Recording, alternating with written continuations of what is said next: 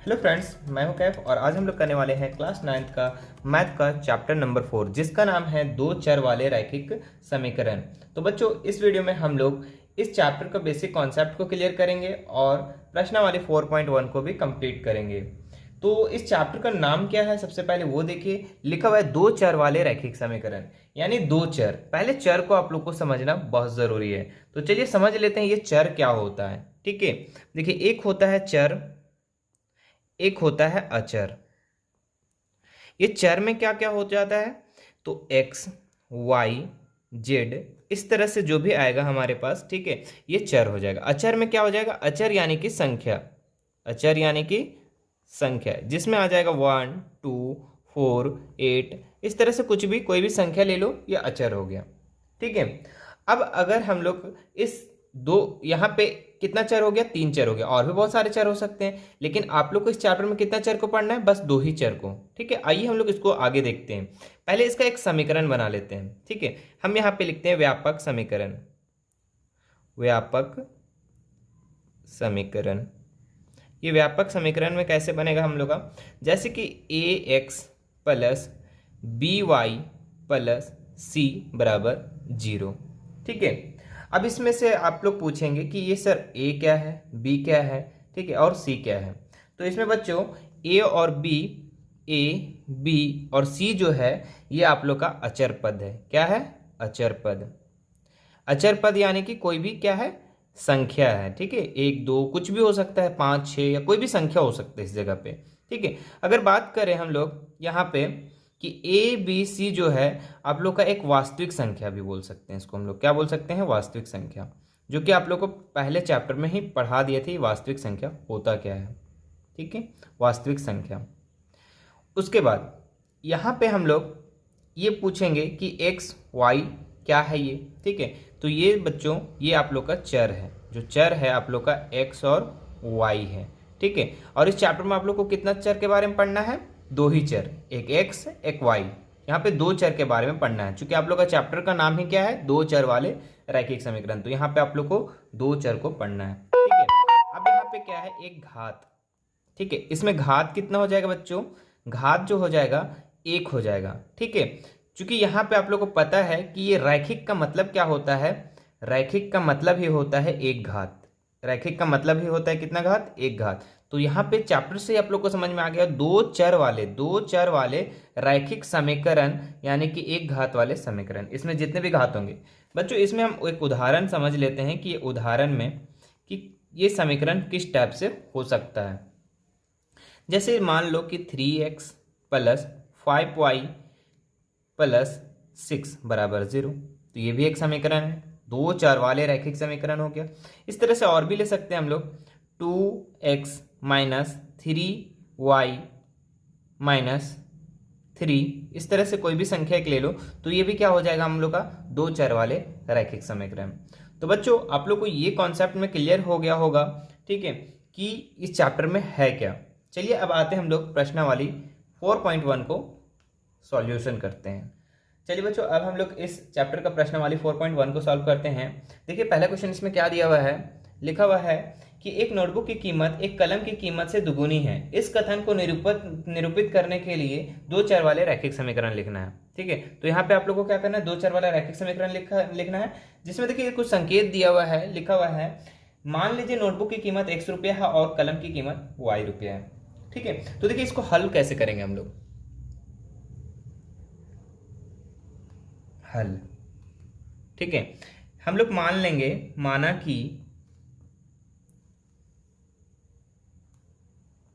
कि नोटबुक की कीमत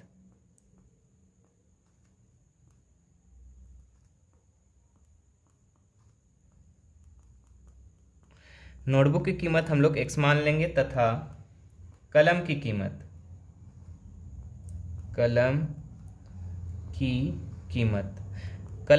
को कितना मान लेंगे, y मान लेंगे। ठीक है, जो संकेत में दिया हुआ उसी तरीके से हम लोग लिख दिए। अब यहाँ पे क्या करेंगे, लिखेंगे प्रश्नानुसार हम लोग क्या करेंगे, ये नोटबुक की कीमत और कलम की कीमत को भी बराबर में हम लोग लिख देते हैं। ठीक है, ये बराबर में लिख दिए। अब प्रश्न में क्या दिया हुआ है, लिखा हुआ है कि नोटबुक की कीमत कलम की कीमत से क्या है, दुगुना है, यानी कि ये y से ये x जो है दुगुना है। ठीक है, अगर हम यहाँ पे दो गुना करेंगे तो किधर करेंगे, x के साइड या y के साइड।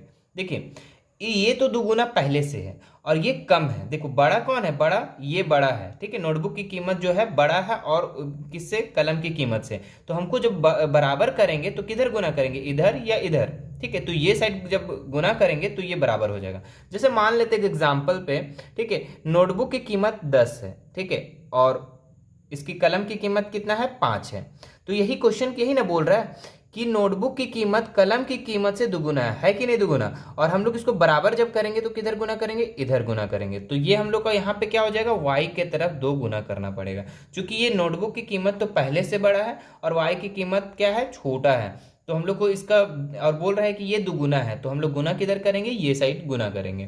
ठीक है, अब इसको हम लोग उतार लिखते हैं, x बराबर y को 2 से गुना करेंगे, कितना हो जाएगा, 2y। ठीक है, अब हम लोग 2 चर वाले जो रैखिक समीकरण है, समीकरण हम लोग जो बनाए थे तो किस तरह से बनता था, पहले x लिखते थे, उसके बाद ये देखो 2y जो है इधर, इधर क्या है प्लस में, इधर आके किस में हो जाएगा, माइनस में। हम बराबर का ये साइड कर रहे हैं तो ये हो जाएगा 2y, और इधर क्या बचा, सिर्फ 0।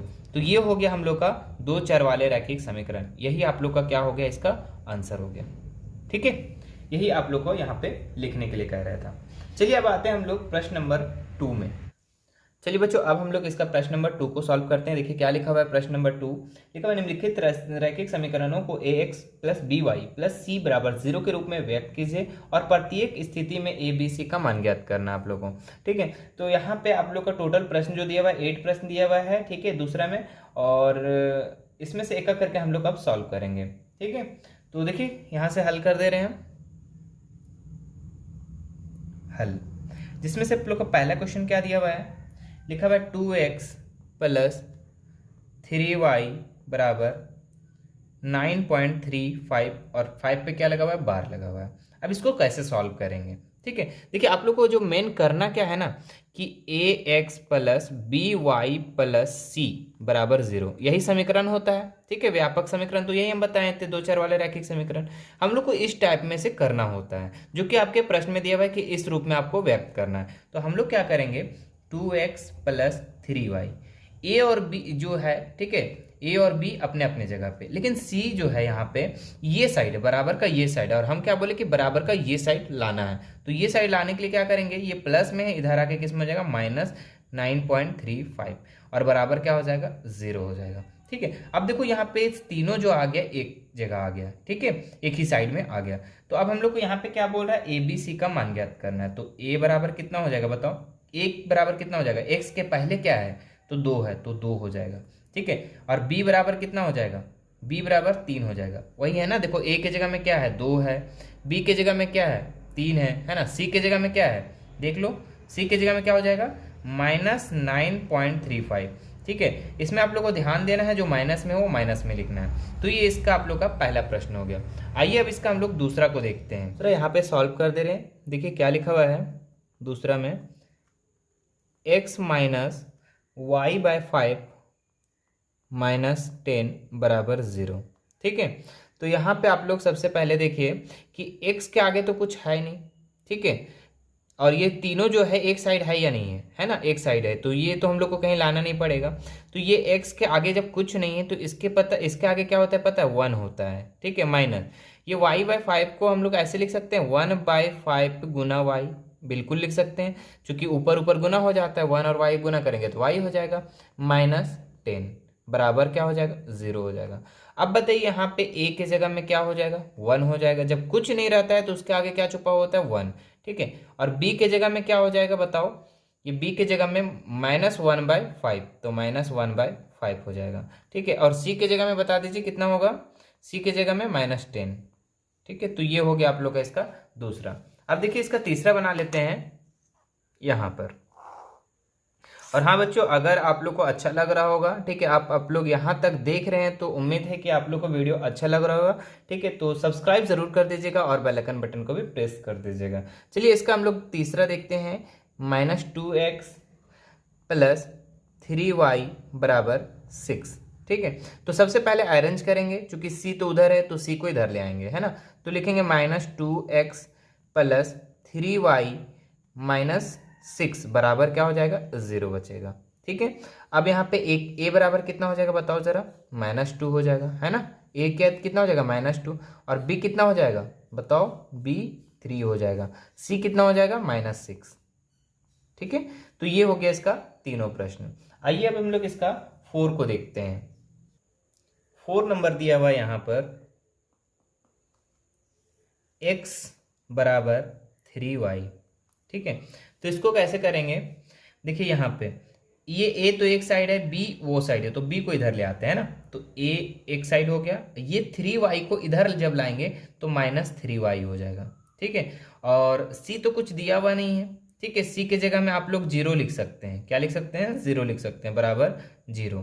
ठीक है, ये हो गया हम लोग का रैखिक समीकरण, दो चर वाला रैखिक समीकरण। अब इसमें आप लोग को बताना है a कितना है, b कितना है और c कितना है, आप लोग को बताना है। तो देखो a के आगे क्या छुपा है, देखो x के पहले क्या हो सकता है, 1 है ना, तो 1 हो जाएगा इसका आंसर। और देखो b कहाँ होता है, y के आगे, तो यहाँ पे कितना हो जाएगा, -3 है ना, और c जब कुछ नहीं दिया हुआ है तो 0, तो ये हो जाएगा इसका आंसर। अब देखिए इसका हम लोग 5 को भी देख लेते हैं।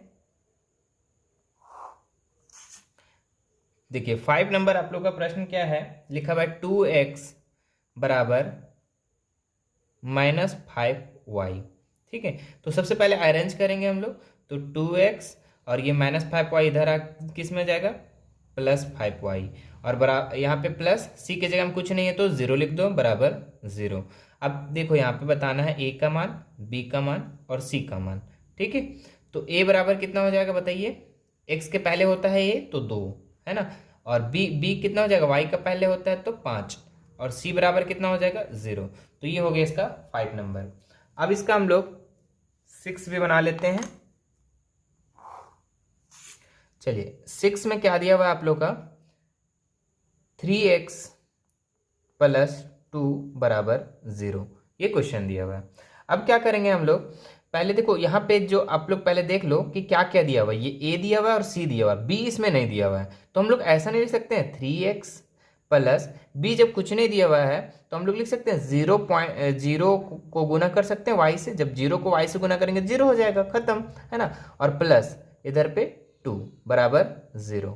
ठीक है, अब आप लोग को बताना है a का मान, b का मान और c का मान। तो a के आगे क्या है, x के आगे तो 3, और b के आगे क्या है 0, तो 0 लिख देंगे y के आगे, है ना, और c के जगह पे क्या है आप लोग का 2, तो ये हो जाएगा इसका 6 का आंसर। चलिए इसका अब हम लोग का 2 क्वेश्चन और बच गया, इसको भी हम लोग सॉल्व कर लेते हैं। चलिए इसका 6 हो गया था, 7 नंबर है ना, तो 7 नंबर क्या हो गया, 7 नंबर में आप लोग का दिया हुआ y -2 बराबर 0। ठीक है, तो x के जगह पे तो कुछ है ही नहीं, है ना, तो हम लोग ऐसे लिख सकते हैं, 0 को गुना कर सकते हैं x से, ये हो गया, और y के जगह में क्या हो सकता है बताओ, ये तो y बराबर का ये साइड है, तो यहाँ पे हम लिख देंगे यहाँ पे प्लस y, है ना, और ये c के जगह में c लिख देंगे, बराबर 0। ठीक है, अब बताओ यहाँ पे a के जगह पे क्या है, b के जगह पे क्या है और c के जगह पे क्या है, तो a के जगह पे क्या है 0, ठीक है, और b के जगह पे क्या है, देखो b के y के पहले होता है जो कि कुछ नहीं दिया हुआ है तो 1 है ना, और c बराबर -2, ये हो जाएगा इसका आंसर। इसका लास्ट क्वेश्चन एक बच गया 8 नंबर, इसको भी हम लोग बना ही लेते हैं। चलिए यहाँ पे आप लोग का 8 नंबर जो दिया हुआ है 5 बराबर 2x, है ना।